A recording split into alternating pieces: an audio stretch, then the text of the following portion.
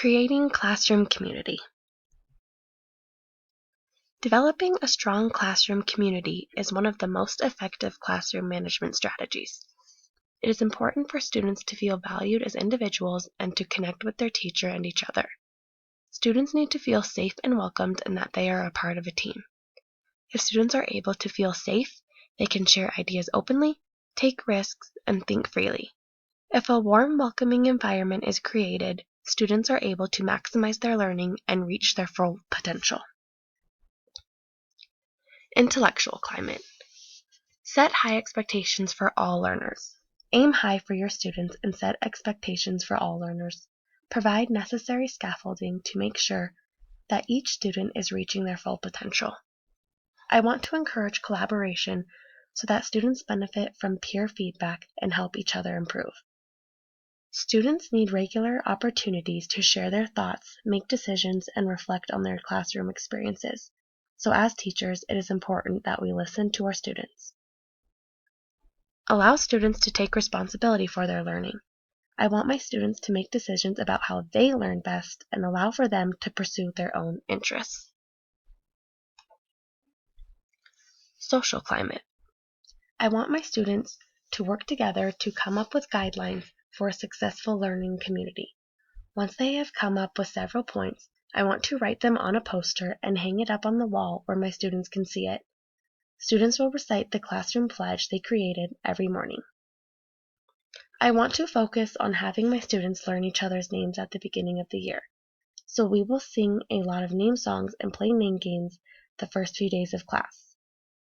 I want to assign each student a classroom job that changes weekly to ensure that students take an active role in maintaining the classroom. This also gives students important responsibility and ownership in the room. I want students to sit together so that they get the chance to work cooperatively and build relationships with one another.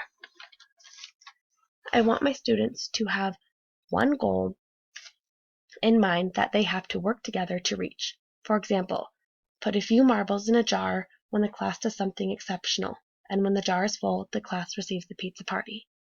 My practicum class does something similar to this. It really forces the class to come together as a whole and work together. Emotional climate. Build rapport with your students by sharing a piece of yourself. Share stories throughout the year to help continue building classroom community. Model kindness and patience. They will notice and hopefully follow. Circulate the room. Moving around the room allows you to monitor your students' work. It also allows you to hear any tension that might be starting up with students. It is also a great way to overhear students sharing an idea that you can use with the whole class. Offer options.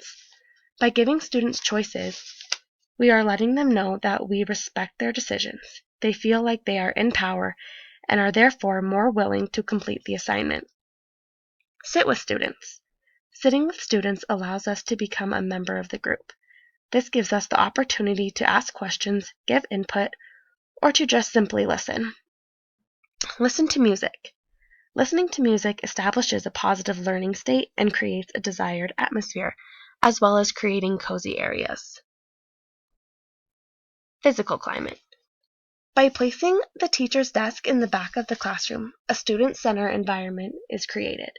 The students see their desks first when entering the classroom. Provide different learning areas in the classroom, such as a reading area, an art area, and always try to include a safe place. Hang up bulletin boards and posters. They should be different colors, appealing, and relevant to current classwork. They should be rotated and refreshed frequently. Think about the cultural background of students and try to represent your students' diversity on the posters and bulletin boards. Designate one bulletin board to be the Student Work Museum. Post children's drawings, written work, and projects there. Post daily schedules in places where students can easily read them. This helps students grow comfortable with the class and school routines.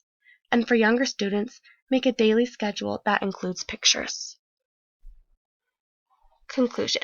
There are several aspects that go into making a positive classroom community. I hope to establish a warm, welcoming environment at the beginning of the year and to keep building on it throughout the entire year so that my students feel safe, comfortable, and ready to learn.